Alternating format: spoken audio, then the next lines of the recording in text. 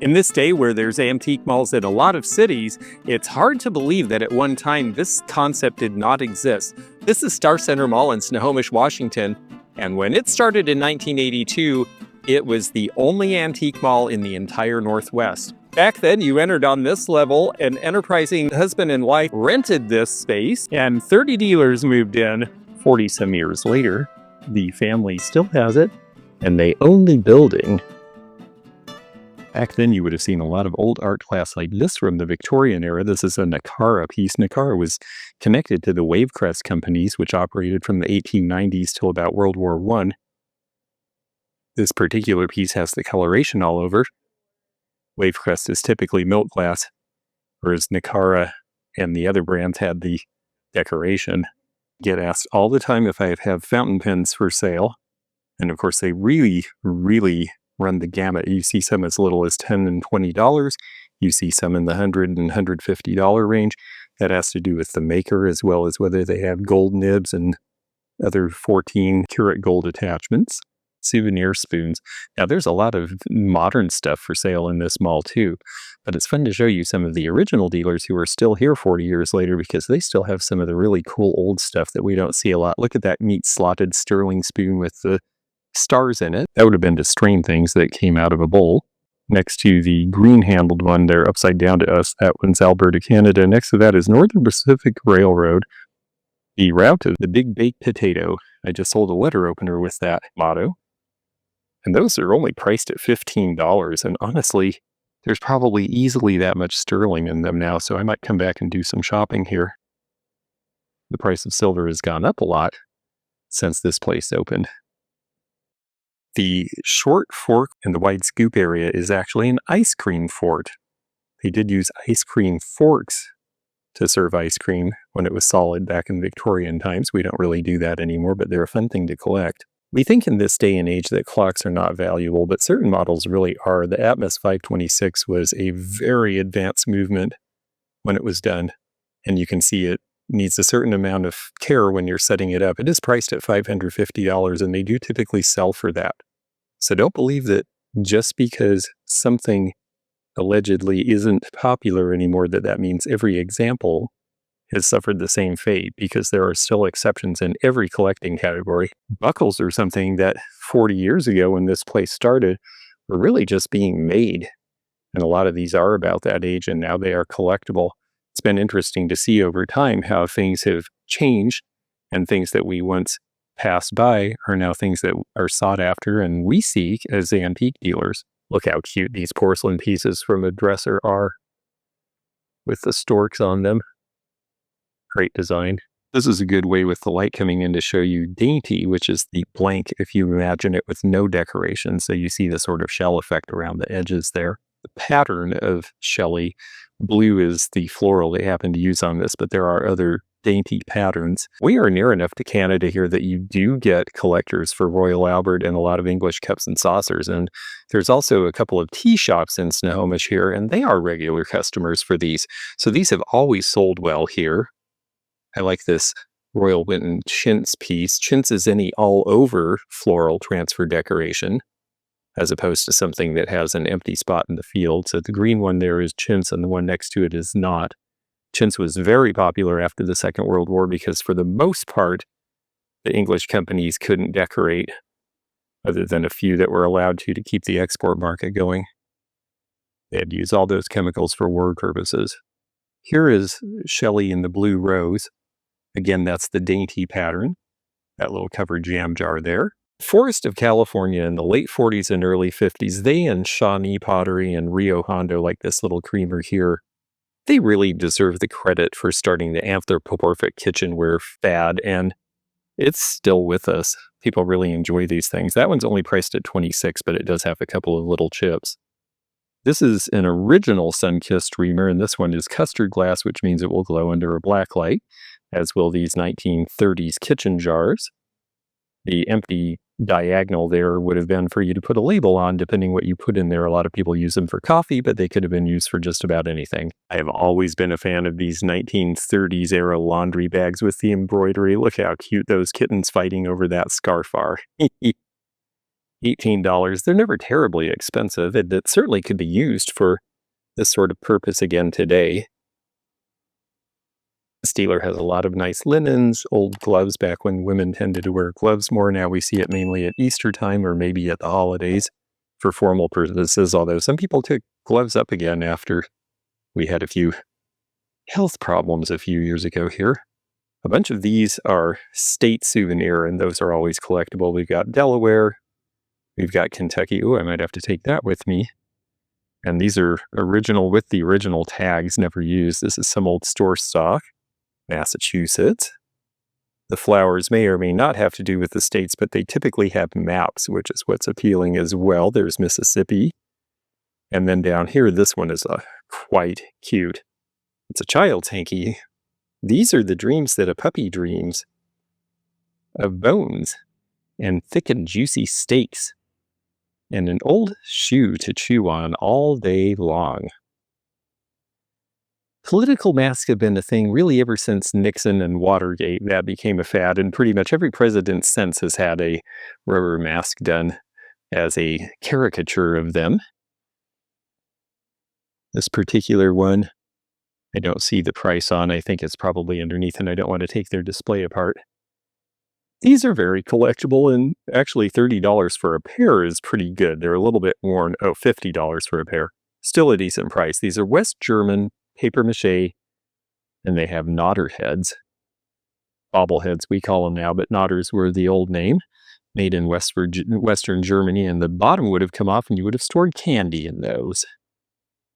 This is a nice Art Nouveau JB or Jennings Brothers desk set with the ink blotter, the match holder, the clip for your notes, and a large inkwell in Art Nouveau style, priced at $70 for the set.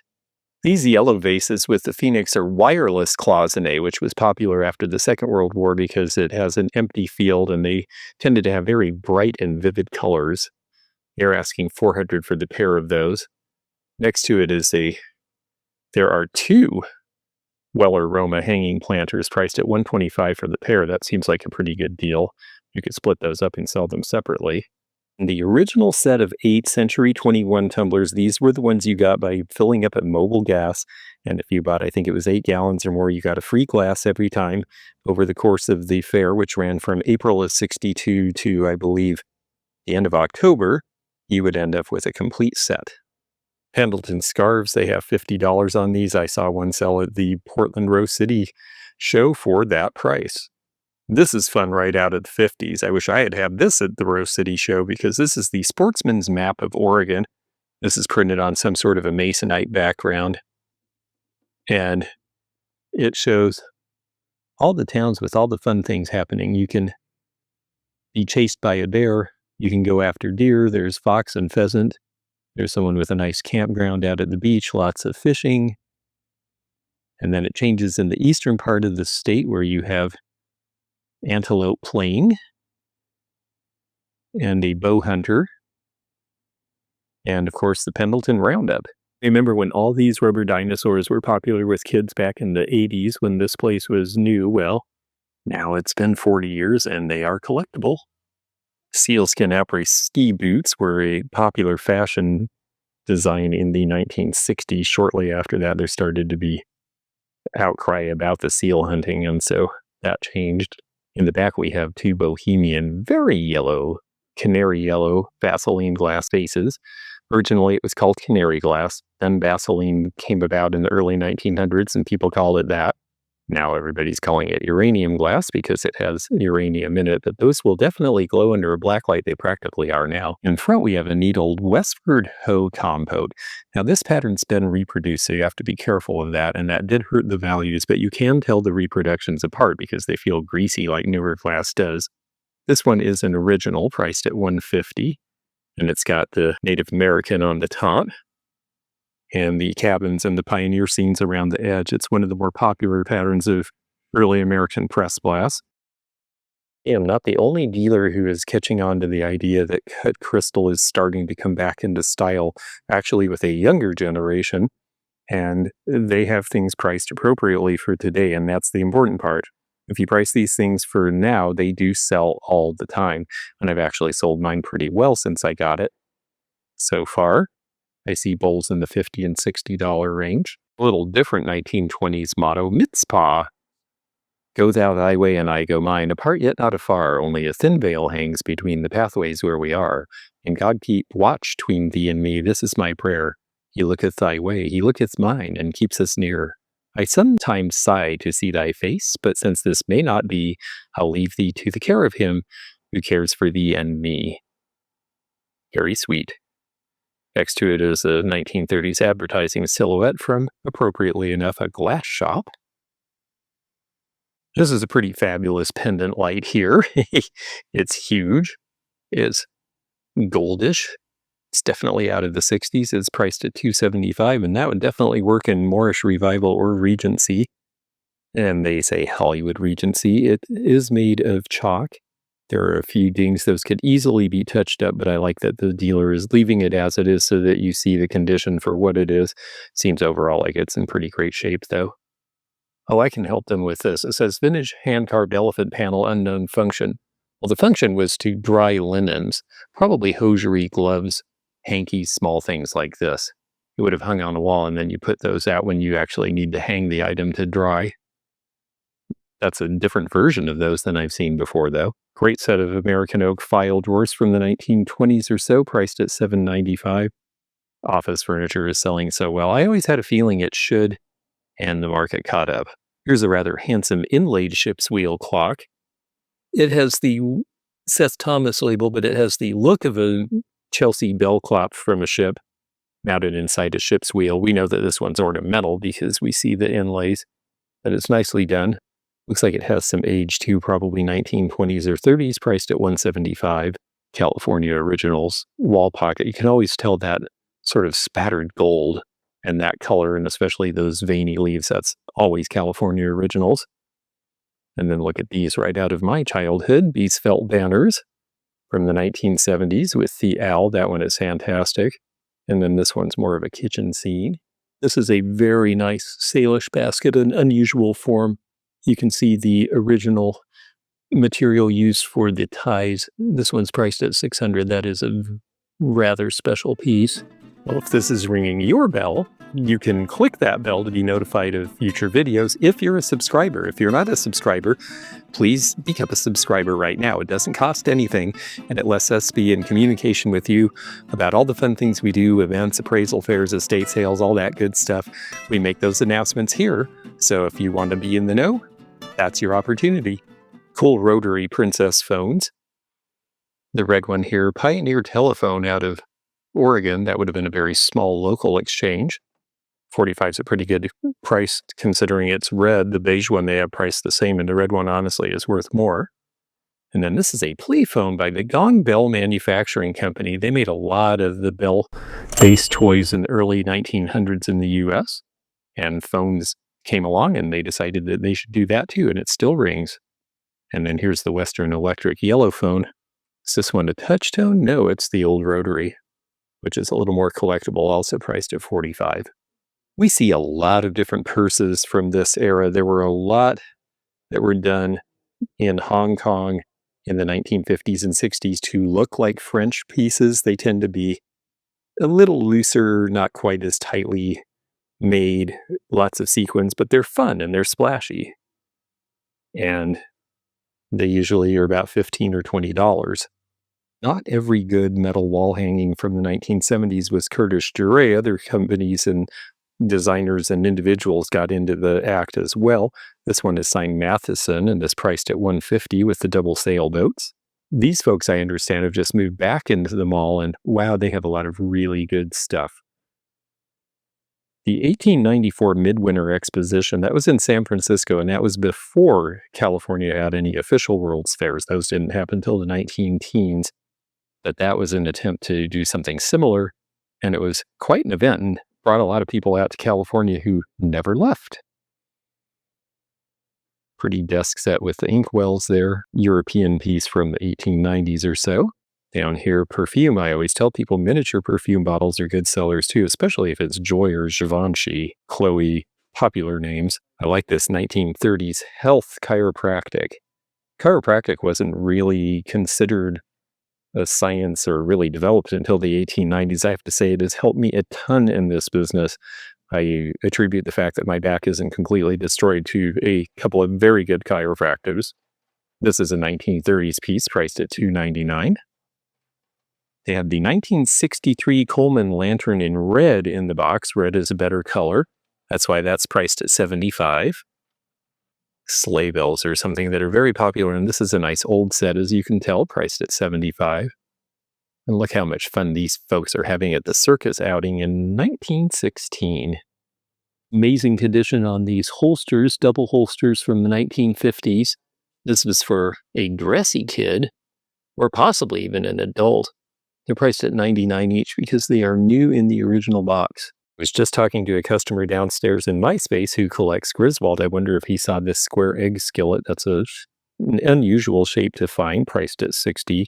Next to it is a tip tray for Mount Vernon evaporated milk. Evaporated milk became very popular in the 19-teens as an ingredient, and there are even wonderful porcelain evaporated milk holders. That way you could puncture the can and put it in and they wouldn't see the can. Now we wish we had the can. This flask may be Schaffer and Vater from Germany. In any event, it's a very risque piece from the time of just before Prohibition, priced at $39. This would be great at a show as a table topper because it's got great design. It's Victorian. It would have just been to hold a nice big planter or oil jar, priced at $175. A couple of nice Navajo bracelets there. I like the one in the middle in particular with the coral and a lot of matrix in the stones, priced at $229. That sort of work is usually typical of about the 1970s. Steeler has some really nice costume jewelry, a whole bunch of Juliana or Eliza and Elster D&E. They only called it Juliana for a couple of years in the 1960s, but they made a lot of pieces for themselves and for other companies as well. The bracelet in the front with the topaz, you can kind of get the feel. You can see in the construction a little bit of the rings. There are 5 rings on a Juliana bracelet.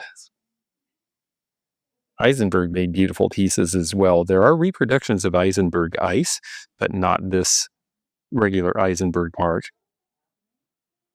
The green watermelon Rivoli stones always get my attention. Those are by Von Dome, which was Coro's upscale company. And then this, look at these.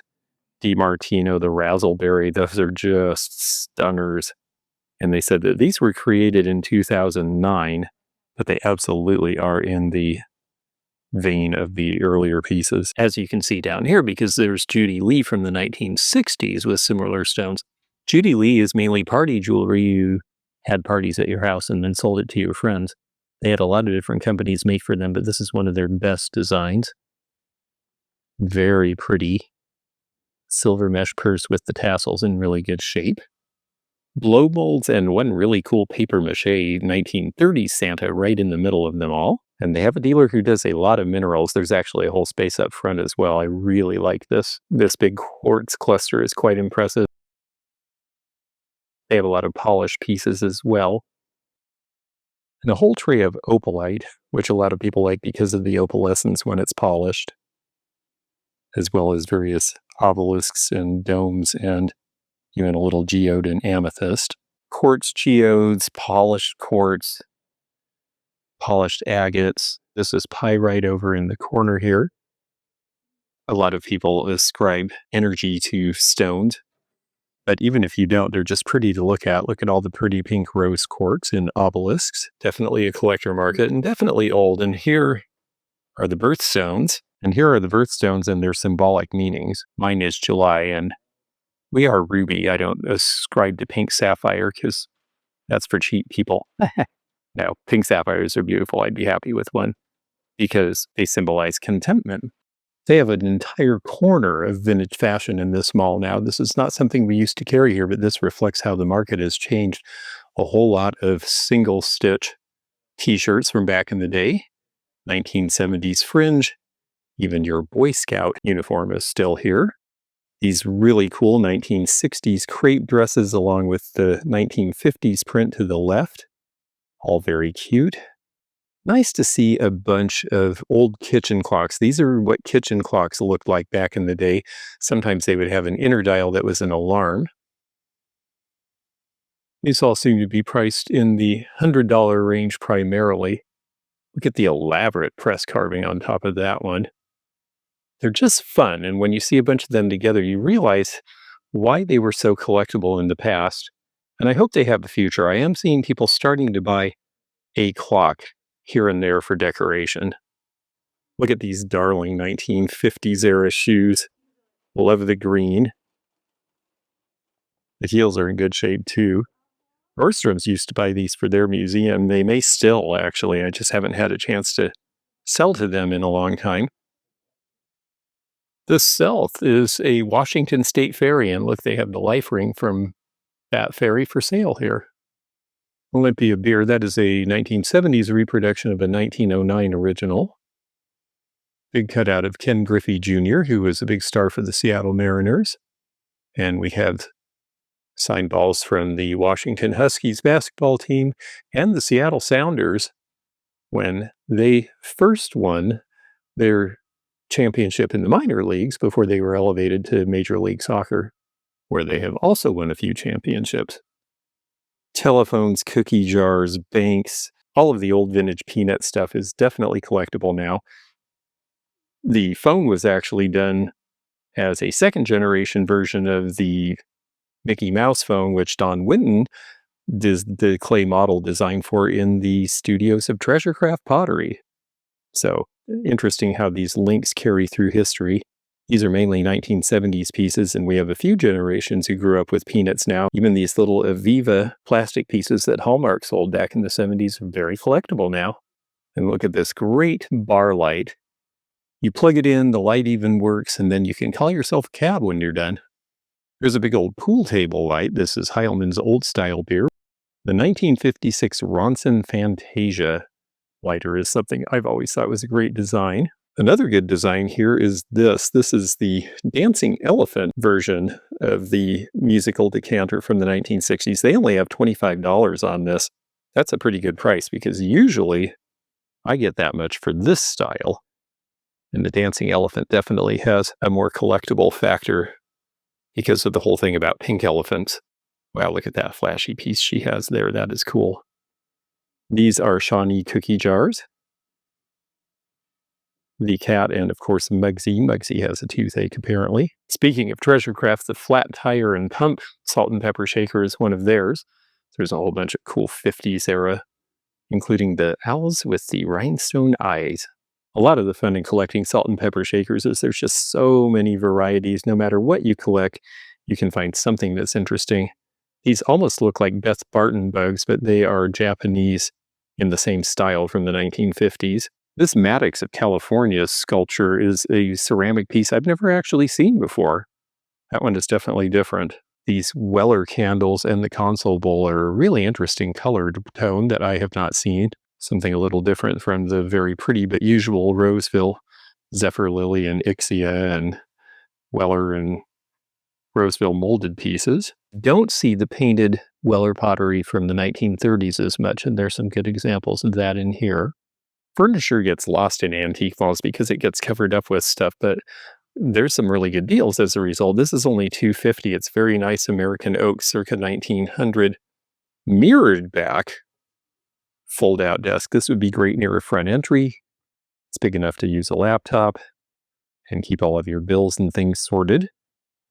And it's in wonderful condition. It looks like it was refinished at some point, or else just really well kept. And this space has lots of fun stuff. Whether you're collecting old phones, they have a lot of the classics from the 1930s, the old Western Electric 302s, and these big stout, I believe these are Kellogg from the 1940s. A bunch of apothecary bottles. These went really crazy about 15 years ago, and they're still pretty collectible now. Lots of snowshoes too, and we're seeing prices around $150, which is typical. That's how I usually price mine. And a nice Navajo rug here, tied at the corners. This might be a 2 Gray Hills pattern, although I actually don't think so with this coloration. I wish I knew my tribal attributions better, but this has a great central geometric design, and it's only $249. Old miner's lamps. Good old wall phone for only $195. And more vintage fashion. And more crazy masks. So it was from this floor with 30 dealers that the entire Northwest antique mall industry sprung. And I'm so grateful for my time in Snohomish. This place had a lot to do with me getting into the business and learning what I did. And I'm so glad that it's still here. And I look forward to celebrating their next 40 years. If you enjoyed this video, check out this one. Also, click thumbs up to like this video and check the description for information about our Patreon, our memberships. We've got a lot of different levels with different perks and bonus videos and early content. Also, please do check out our website, theantiquenomad.com, for appraisal help. And we'll see you again for more adventures in the antique and vintage community soon. Bye for now.